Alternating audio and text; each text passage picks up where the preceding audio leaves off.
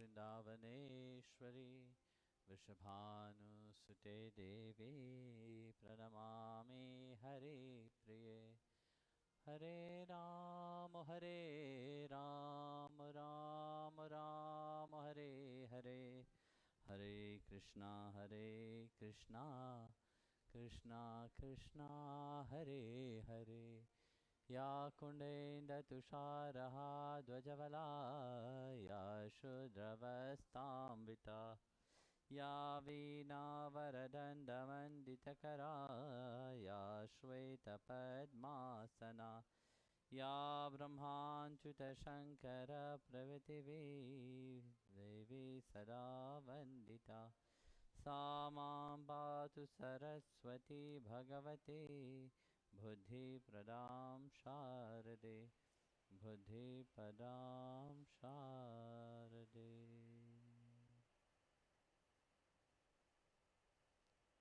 Jai Gurudev. Jai Gurudev. So, Alors, est-ce que vous avez des questions?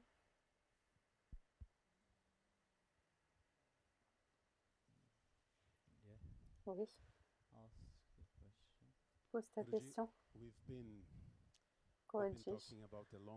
On a parlé du désir, de l'aspiration que le véritable dévot a pour Dieu, et je disais que dans mon expérience, c'est ce qu'il y a de plus beau qu'on puisse avoir en tant que dévot, mais aussi ce qu'on peut avoir de plus difficile à cause de cette séparation, de cette dualité. Alors, ma question c'est, est-ce qu'il arrivera un moment où ce désir se terminera et où nous serons finalement complètement absorbés en Dieu? Et je ne parle pas de... En fait, l'absorption en Dieu, de quoi tu parles là? Il faut clarifier parce que tu devrais très bien savoir que le chemin de Bhakti ne croit pas dans la fusion avec Dieu. Ça, c'est ce qu'on appelle un suicide spirituel. Oui, je pensais que ce n'était pas seulement penser à Dieu, mais comment peux-tu penser à Dieu? Tu ne connais pas. Je veux dire, à se rappeler de Dieu. Ah. Ok, donc pas seulement le souvenir, mais aussi la sensation que quoi que tu fasses, dans le fond de ta conscience, Krishna est là. Donc, je pensais à quelque chose au-delà de la pensée, dans quelque chose dans le ressenti. Ah, plus loin que Dieu. Ah, vraiment. Non, plus loin que la pensée. Mais bien sûr. Quelle est ta question? Est-ce qu'il est possible d'atteindre cette fin du désir, le processus entier de devenir dévot, le processus entier de bhakti, c'est ce désir, tu sais. Donc, l'amour peut-il être satisfait? C'est une question. Donc, je te retourne cette question. Est-ce que l'amour peut être satisfait?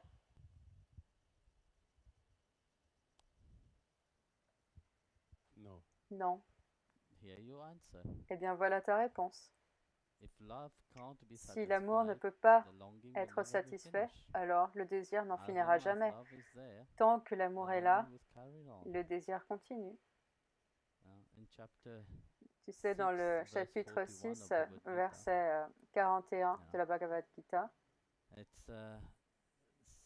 il est dit que ceux qui ont atteint l'état de justesse,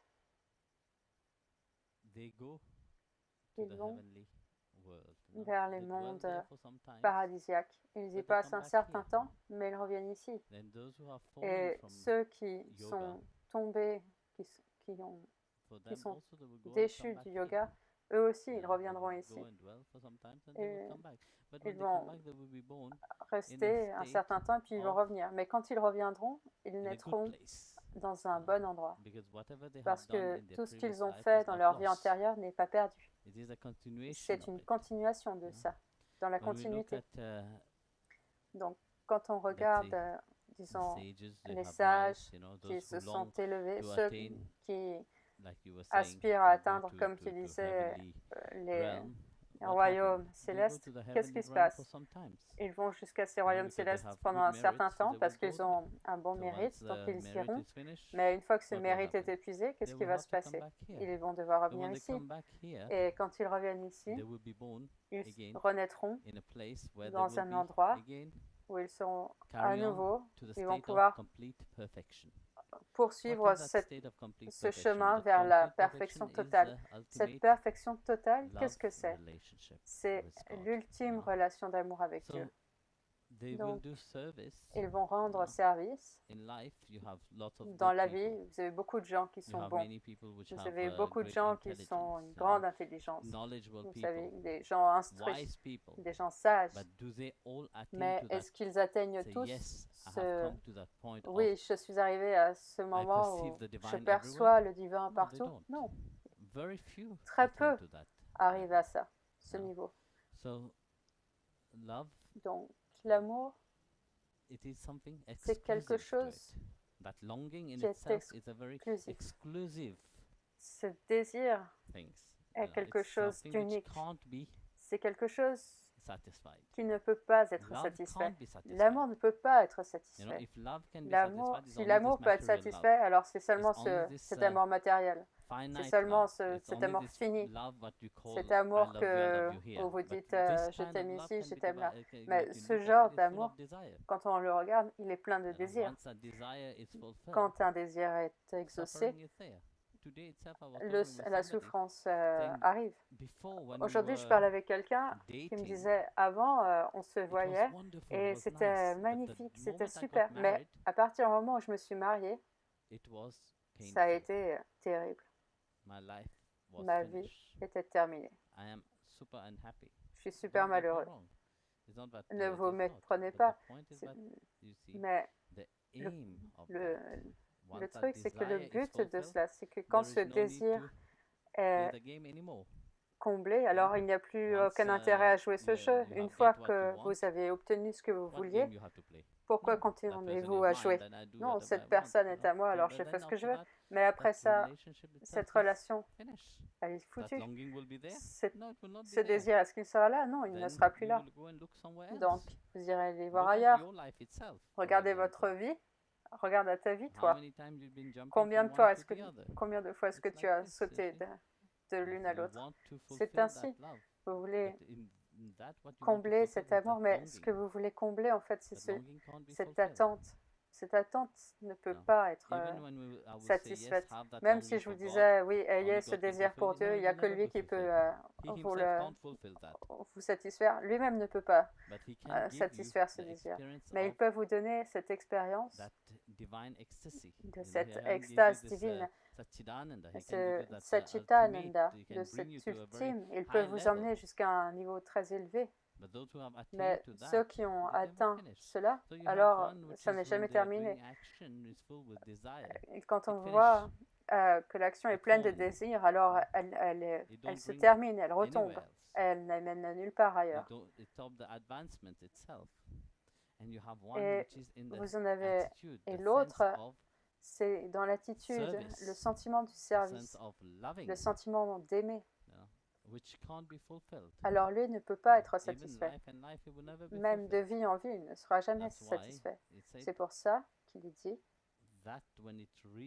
que cela, quand on atteint l'état de perfection, alors on ne réside pas dans cet état mental. Tu vois, maintenant, tu regardes ça depuis un point de vue mental. Un point de vue mental qui est fini. Tout doit aboutir à un terme. Quelque chose commence, alors ça doit terminer. La vie a commencé, on doit mourir. Mais tout ça, c'est une réalité matérielle. Mais dans la réalité spirituelle, c'est une réalité différente. C'est une continuité totale. Ce n'est pas seulement une vie, ça ne suffit pas, ça va continuer. Si tu n'es pas arrivé jusqu'à cet état de perfection totale dans l'amour même, alors ça continuera dans ta prochaine vie. Et Bhagavan Krishna l'explique. Dans le verset d'après, il le dit, oui, après tu renaîtras dans une famille de yogis où le processus de continuité vers cette perfection continuera. Mais pour en revenir à la question, est-ce que ça va être satisfait? Non, ce ne sera jamais satisfait complètement. Parce que le but, c'est de le servir. Ça, c'est depuis le point de vue de Bhakti. Je ne parle pas d'autres points de vue. Comme je disais, les autres points de vue, quel est l'intérêt de la vie? Si tu dis que oui, il faut fusionner et disparaître dans la vacuité, alors c'est quoi le but de la vie? Pourquoi est-ce qu'elle existe dès le départ? Pourquoi est-ce que vous devez vous comprendre et après tout jeter dans le vide? Ça n'a aucun sens.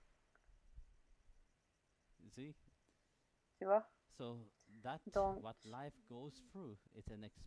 ce qu'on traverse dans la vie, c'est une expérience qu'on accumule, qu'on fait grandir. Et l'amour, c'est l'ultime de cette expérience. Mais pas toutes sortes d'amour.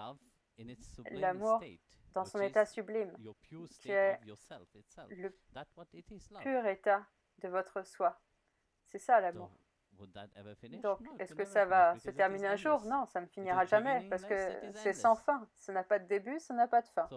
Donc, comment est-ce que quelque chose qui n'a pas de fin peut se terminer? Est-ce que tu peux dire, quand mon âme a été créée, elle a toujours existé? Tant que Dieu a existé, ton âme a toujours existé avec lui. Tu fais partie de lui. Ensuite, ton individualité a été créée, bien sûr. Tu vas sortir de cette individualité, cet état mental de l'individualité. Mais tu ne vas pas refusionner. Tu vas retrouver ton corps spirituel où tu seras au service, tu seras à son service. Et ça, c'est l'état de Satchitananda, cette béatitude éternelle. Et est-ce que cette béatitude éternelle peut te satisfaire entièrement? Non. Pour servir, il faut toujours qu'il y ait une distinction entre les deux. Tu ne peux pas servir si tu te rends compte que vous êtes les mêmes, non? Donc, ça ne se produit jamais. Et ça ne donne jamais cette oui, ça y est, je suis satisfait. Parce que tu ne seras jamais satisfait. C'est ça la beauté d'avoir cette individualité en soi, la beauté du service, la beauté d'aimer. Même quand on dit aimez-vous vous-même, combien de personnes connaissent vraiment ce que c'est l'amour de soi-même? On me parle de s'aimer soi-même, non? En premier, c'est qui ce soi? Il faut que vous appreniez à connaître ce soi déjà. Ensuite, vous pouvez vraiment savoir ce que ça veut dire s'aimer soi-même. C'est une question que très souvent les gens posent. Quand je dis aimez-vous, aimez-vous, ça veut simplement dire acceptez-vous complètement comme Dieu vous a créé. Vous ne savez même pas qui est votre soi, comment vous pourriez l'aimer. Vous devez apprendre à le connaître, le soi. Tout ce chemin spirituel, c'est de se transformer et de transformer ce mental pour que ce que vous êtes réellement puisse se révéler. Et c'est la beauté de la vie, d'être ici. Il y avait une question.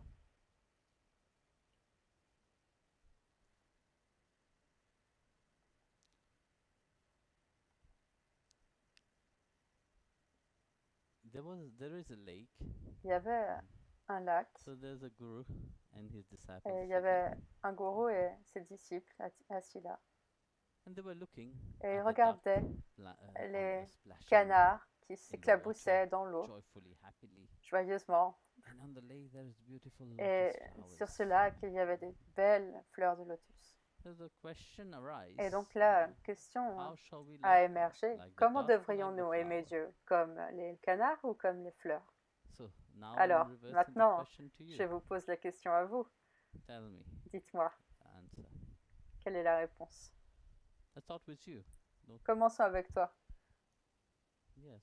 Oui. Qui d'autre? Je ne sais pas, mais quelque chose me dit que c'est comme la fleur. Pourquoi? parce que vous avez mentionné une fleur de lotus, et si je ne me trompe, l'une des caractéristiques principales, c'est que les fleurs de lotus, même si elles sont dans des endroits entourées de saleté, elles restent toujours pures, et que si quelque chose essaye de se mettre par-dessus, alors ça s'en va toujours. Mais les canards aussi ont les mêmes qualités. Est-ce que tu as déjà vu les plumes d'un canard être sales? Le canard va plonger dans l'eau, mais il va ressortir tout propre. Alors, quelle est ta réponse? Hein? Ma question est, quel genre d'amour as-tu envie? Celui du canard ou de la fleur? Quack, quack. Quack, quack.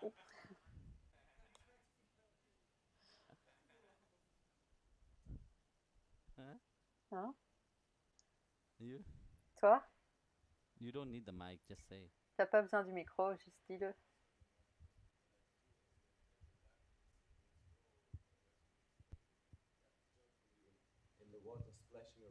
Et les canards, ils sont là dans l'eau à s'éclabousser. Donc, je dirais que l'amour du canard est plus actif, alors que l'amour de la fleur est de rester dans la présence. Mais l'amour du canard, lui, il prend plaisir à cet amour, et il prend une part active à cet amour. Donc. Okay.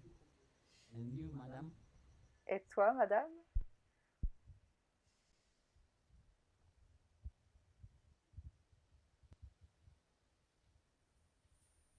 Don't. Non. And duck? Le canard, pourquoi? Parce que c'est actif. C'est interactif. Ah. That's it? C'est tout?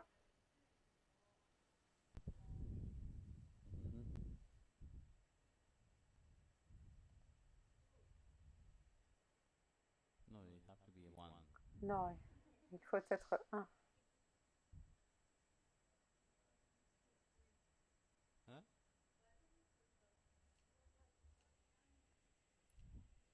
Okay, explain the duck and explain the flower. Explique le canard, explique la fleur.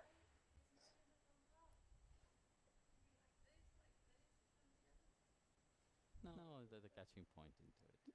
Non, non. Il y a bien une réponse à donner. Yes. Oui. Je pense que c'est la fleur. Parce que le canard, il va de lac en lac, à faire toujours ses expériences de toutes sortes de lacs. Il n'est pas attaché à un lac en particulier, mais la fleur, elle est enracinée et elle ne peut pas vivre sans le lac. Si tu prends la fleur en dehors de cet endroit, alors elle va mourir.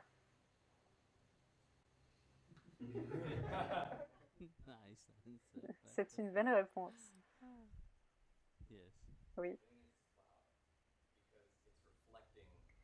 Je dirais que c'est la fleur parce que elle reflète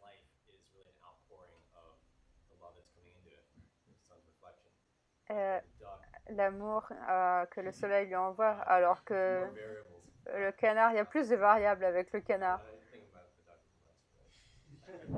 Je pense pas que ce soit si génial d'être un canard.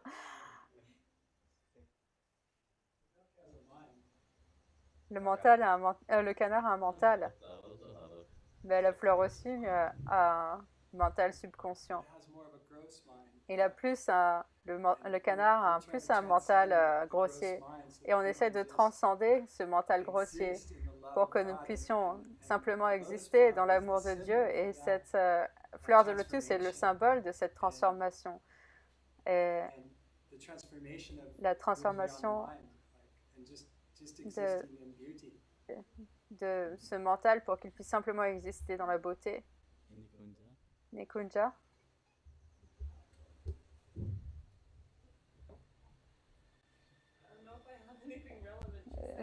je n'ai pas grand-chose à dire.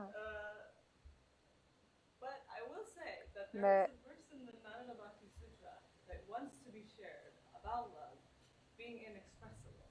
il y a quelque chose dans l'amour qui est inexprimable.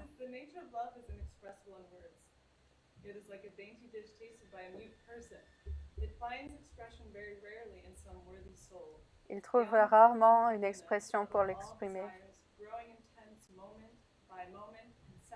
Il grandit de moment en moment et ne peut se comprendre qu'au travers de l'intuition.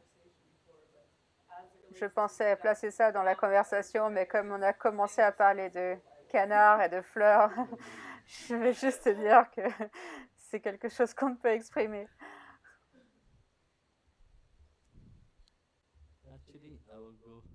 En fait, je vais aller dans le sens de ce que disait Ananteya.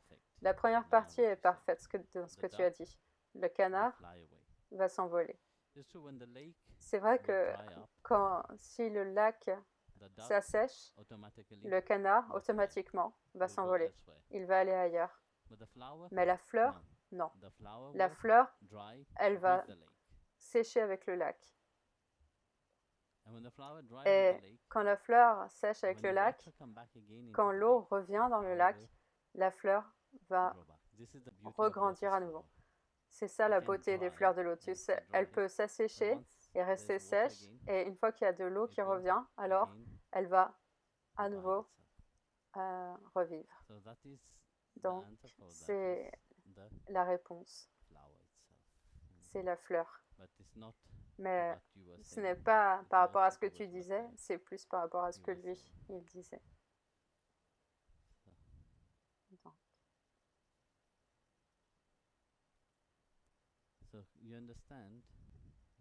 Est-ce que tu comprends? L'amour, c'est ça. L'amour n'en finit jamais. Une fois que tu parviens à cet amour, alors il devient infini. Et il continue de grandir. C'est une qualité de l'amour.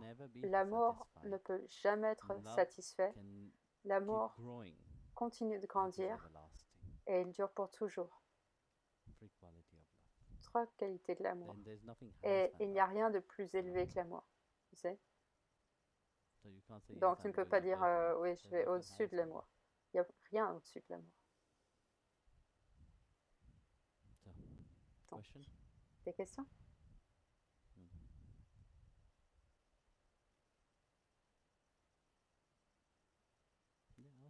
Oui, pose ta question. Donc,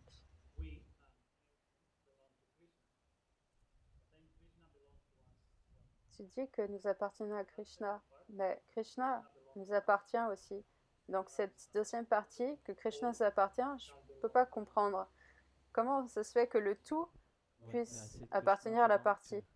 Quand on dit que Krishna nous appartient, on ne parle pas du corps.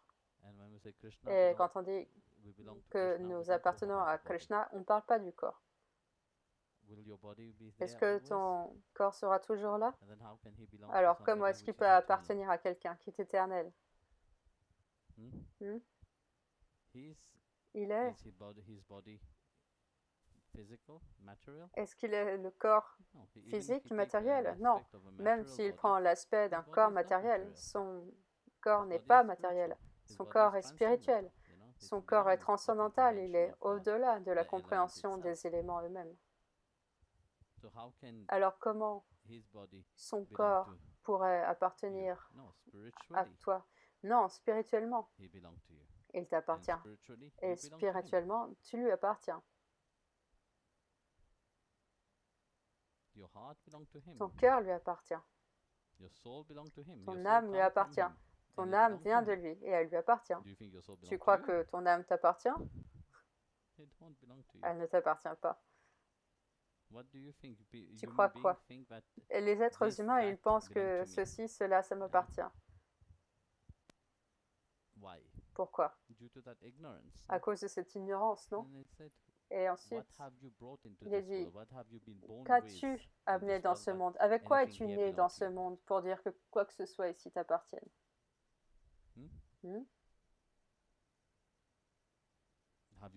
Est-ce que tu as rapporté quoi que ce soit avec toi quand tu es né? Alors, comment tu peux dire que ça m'appartient? Krishna le dit dans la Gita. Tout ce que tu as pris, tu l'as pris d'ici. Et quand tu t'en vas, tu laisseras tout ce que tu as pris ici, même ce corps, tu l'as pris d'ici, tu le laisseras là. Non? Donc, très peu de grands êtres sont partis avec leur corps eux-mêmes. On lisait la vie de Tukaram la semaine dernière.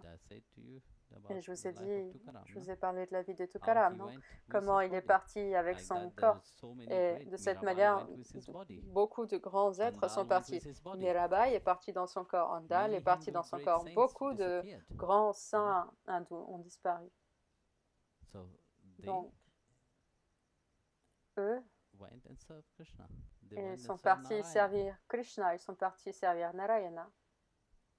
Donc, quand Bhagavan dit, oui, tu m'appartiens et je t'appartiens, ce n'est pas quelque chose de physique, c'est spirituellement. Il dit, ton atma m'appartient et mon atma t'appartient. Je suis à toi et tu es à moi. Et c'est là où les deux, soit éternels, sont en union. C'est ça la relation. Quand votre Atma a une relation avec Paramatma. Mais si vous pensez de façon grossière, non. De façon grossière, ce corps vous est donné comme un véhicule pour faire votre devoir ici, pour faire ici votre dharma. Et si vous avancez vers votre dharma, alors vous atteindrez cet état dont nous parlions plus tôt, cet état de béatitude. Mais si vous ne faites pas votre dharma ici, vous allez continuer de revenir jusqu'à ce que vous arriviez à cette compréhension, jusqu'à cette perfection même. Donc, tu comprends ou tu ne comprends pas? Non, bien sûr, tu ne peux pas comprendre parce que ton raisonnement, tu penses avec le corps. Donc, tu penses que mon corps appartient à Krishna. Bien sûr, il appartient à Krishna, ça aussi. Mais il ne va pas te donner son corps jusqu'à ce que tu ne te sois pas transformé à l'intérieur de toi. C'est pour ça que quand Mirabai chantait, il donnait son corps à Mirabai. Sakubai. Tu sais, il y a tellement de saints, comme je disais. Il viendra et passera du temps avec eux. Mais il ne fait pas ça pour tout le monde. Donc, quand on voit Tukaram, on voit Namdev, on voit Sakubai, on voit Zanabai. Pour eux, Krishna n'était pas seulement Vital qui était là-bas, debout dans le temple. Non, dans leur journée de tous les jours, Krishna était avec eux. Est-ce qu'il ne leur a pas donné son corps? Si, il l'a fait, il est venu les servir, il est venu les aider continuellement. La dernière fois, je racontais l'histoire de comment, dans la vie de Niloba, Krishna est venu pour le servir. Non? Quelle était l'histoire? Vous étiez tous là. Vous avez écouté. Rappelez-moi, s'il vous plaît.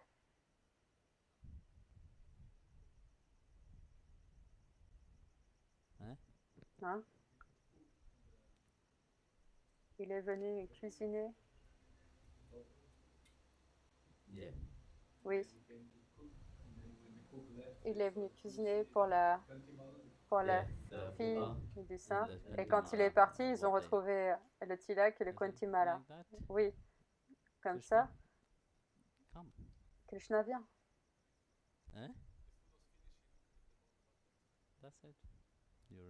C'est bien, tu te souviens. Combien d'entre vous se rappellent? 1, 2, 3. Le reste ne se rappelle pas. C'est bien, c'est parfait, c'est extraordinaire. Bon. Ok. Ciao, Gurudev.